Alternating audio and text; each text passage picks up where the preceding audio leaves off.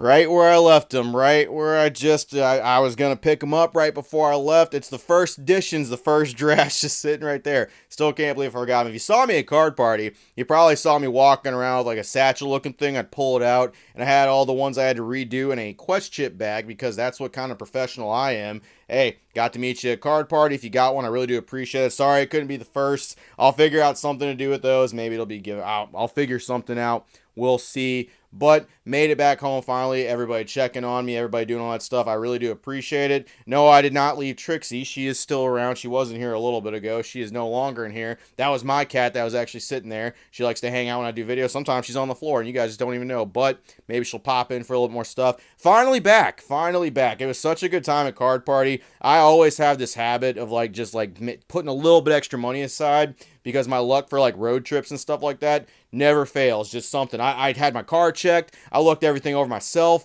made sure everything was like good to go. And then of course on the way back, just had to be something. No one put actual sugar in my tank. That was me joking around, but I guess sarcasm and just, I lay it on a little bit thick. I understand. But back with regular videos, back with stuff. Got a couple tier lists I want to do. Got a couple topics I want to talk about, but I need to warm up. Can't just fucking roll back in here and start talking about that stuff. Can't start spitting the venom just after all that travel. No, I need a fix. I need my fix. I need my addiction. Let's get on to some r/PokeInvesting, baby. Let's get back in there. I want to see what they're talking about. I want to see what all the haps is. I want to see what everybody's putting their money on. I want to see what the big investment is. Is it still fucking Evolving Skies? I bet it is. Maybe it's some new alternate art. Maybe people are pumping an AR card now. Maybe it's not Ghastly anymore. Maybe it's like, I don't know. What's the big one now? Maybe Raichu is up to the moon now. Anyway, got some stories, got some posts. I appreciate everybody. Sit back, relax, and I will get back into the regular flow of things. But for now, let's go to our favorite place. Let's make some fucking money, baby. All right, let's start with an easy one real quick. Let's go on there. We'll start talking about different things. But first of all, who are you betting on long term? We got two different SAR cards, or excuse me, SIR cards in English. My fucking bad. We got Charizard EX. And we got ourselves a Lugia V. Alternate arts, they're both there. They're both shining. They're both great cards. Which one are you betting on long term? The comments for this one basically were kind of saying Lugia might be a little bit of a wild card. Lugia doesn't really get that many cards that often. Of course, they're the Charizard suckers. But in my personal opinion, Charizard's been getting a lot of cards. And I mean, even like with the crazy hats and all that stuff, Scarlet and Violet's just having a hard time winning certain people over, and Charizard just doesn't have the same appeal as he used to anymore. Charizard just doesn't have the same pair of nuts. They're just not doing what they used to do. I mean, you can look at the popular alternate art list, and I don't even think Charizard is top 5. I don't think he is for any of that stuff. I think the shiny and the rainbow Charizard are still kicking all those ones' asses. I mean, yes, it's a little bit older, a little bit rare, and I mean, of course, you can go all the way back to vintage, but modern alternate art Vs and EX like Charizard arts, they're just not packing the same punch, man. They're just not doing the same thing. Charizard's an old man. His nuts are dragging on the floors. He's walking in the locker room. He's got to hang it up. I really do think you're better off putting your money in. I mean, this is all subject to change. Just me personally, like, you're probably a little better off with Lugia, Gengar, Umbreon, you know, some fan favorite Pokemon, but ones that aren't getting milked quite as hard. One whose teats don't have fucking rug burn on them, just getting pulled over and over and over again, just until he can't produce anymore. They're really doing that to Charizard, and they're going to keep doing it to the homie too. It's a real shame. He used to have some big power, but as it goes with modern, not so much anymore. I think the Lugia is where it is. Is this a good trade? One ES ETB, that's Evolving Skies for you guys that don't know. I know the lingo of what these guys on Reddit are talking about. One Fusion Strike ETB, one 151 ETB, and a PC Paldean Fates. I'm assuming that's a Pokemon Center Paldean Fates ETB right there. And they're trading all this stuff for a Gengar VMAX, just sucking up the entire world. I think that Gengar kind of looks like he's hanging out on a Snorlax VMAX. That's just me. That's just a little theory out there, a little Pokemon card theory. Possibly someone could follow up on that, but is that a good trade? I would say that 100% depends on what you want to collect. I think market value wise, it's about the same. So I think monetarily, sure, you can't really go wrong. But do you like collecting cards? Do you like collecting product? I mean, there's good things about both. There's bad things about both. I mean, collecting product, you don't really have the card per se, and it's a huge risk to try to fucking get one out of there. But if you have the card, you do have that, but I mean, you don't necessarily have the product. It's not really as easy to move around. It's not really quite as easy for like other people to like, because for product, you'll always have people that want to get some of that stuff, whether it's for content creation, whether it's for collections. You just have a bigger range of people that probably want something. Meanwhile, I mean, Gengar's not gonna have a hard time moving, but at the same time, you never know what alternate arts are gonna do. You never know what reprints are gonna do with anything. It's just, it kind of depends on what you want to have in your collection. In my experience, I personally would want the card, but hey, you do you. Trade for what you want, do what you want to do. Product comes and goes, cards come and go. It's just, you know, you get it. RIP Japanese waifu investors. Ooh, that's a big... I remember when people were talking about, dude, this Lily especially too. Like, that's the Lily's full force or Lily's best effort. That's from Dream League specifically. And I specifically remember people like getting crazy on this stuff, like where the Japanese full art trainers were just going crazy. And that was a whole nother level of like Japanese sellers just twisting people's arms, right? The crash is coming... The crash, it's the correction actually. This is coming from a couple of different places. Number one, you know, Japanese yen's kind of falling. It's not holding as much value as it used to. And then number two, people were not really interested in full art trainers like at all. They're really not that interested in any of that stuff. People say they like them, people say this, they say that, but they'll follow where the money goes. And ultimately, at the end of the day, most people are trying to collect the Pokemon cards, and trainers are kind of swept to the side, where like you can see most of them sitting around for like a buck or two, or like even like $10-$20 if they're not really like that usable or playable.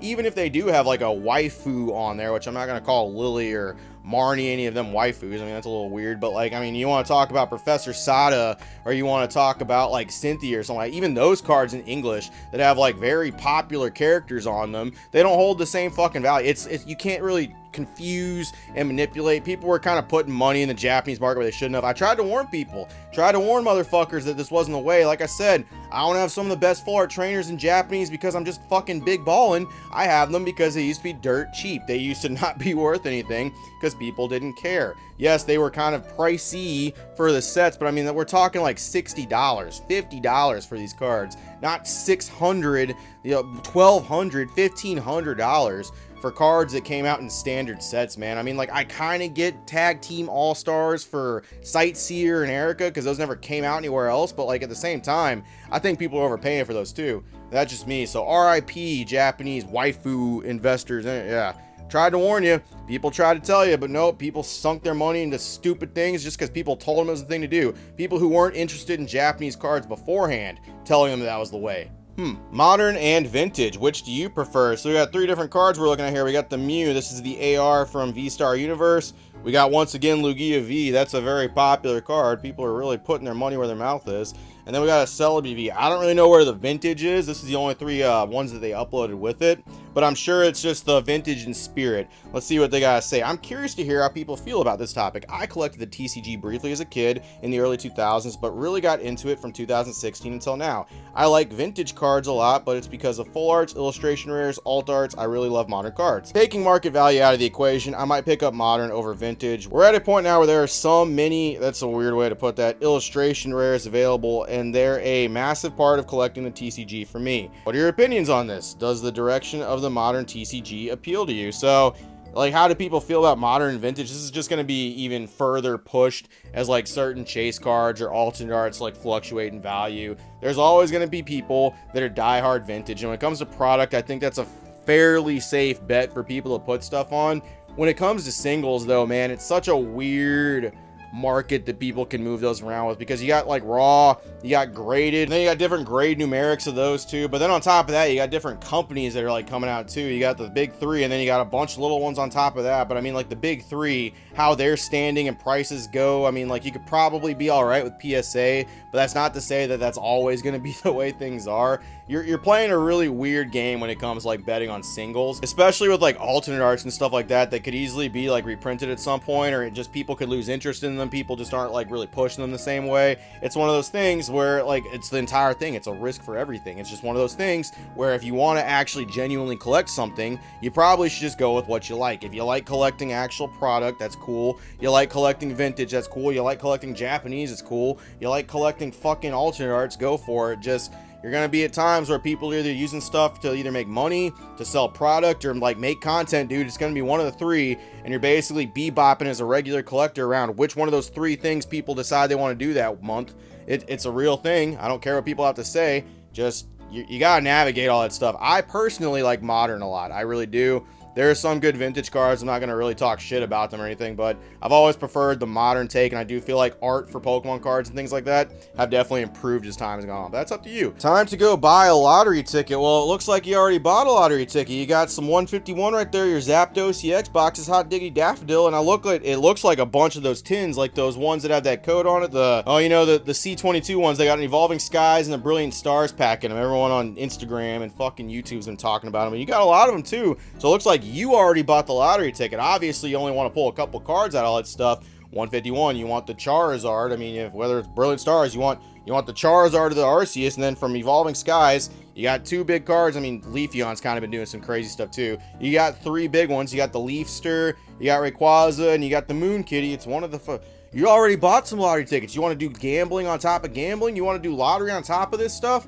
Man, crazier person than me, but it looks like you've already got your hands full, big dog. You got tons of stuff. 15 of these tins. I mean, why even do anything else? Why even fucking put your money anywhere else? Look at that. You got all the Pokemon cards you could ever need.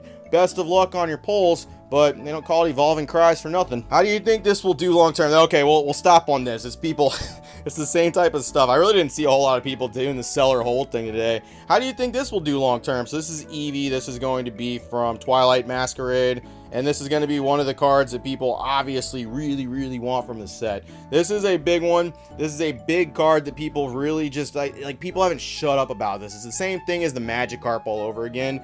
People are really betting long term that this Eevee card is going to hold a lot of promise. And I mean, I can definitely see why Eevee is incredibly popular. There's a lot of different things that go on with it. It's just one of those cards that you could probably buy it. You could probably get some. The thing is AR cards are definitely kind of like a trend thing right now. People are definitely heavily betting on that stuff, and they're definitely going to say things regarding this, like Ghastly. People are going to talk about pops. People are going to talk about the actual quality of them all. But the thing is all of these cards and all these sets are still really new. So all of them could still really be reprinted to the ground. And you could be buying these cards for 50, 60 bucks, and then just voila, brand new run. And it's a $5 card. And then it just slowly creeps up to a $10 card because there's so many of them. You never know. Especially with Scarlet and Violet print runs and all that stuff, you just really don't know what anybody's gonna do with that stuff. I've been saying you don't know a lot. That's what it is for the investment side of Pokemon, and I don't know why people don't fucking understand that. You really don't know what's gonna happen, especially in the singles market. You could always buy a box,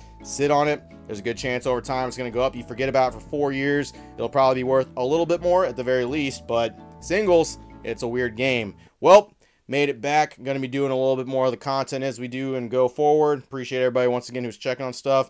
Got some more stuff, got some more topics, and thanks, Virgin Gang. See you later. Bye.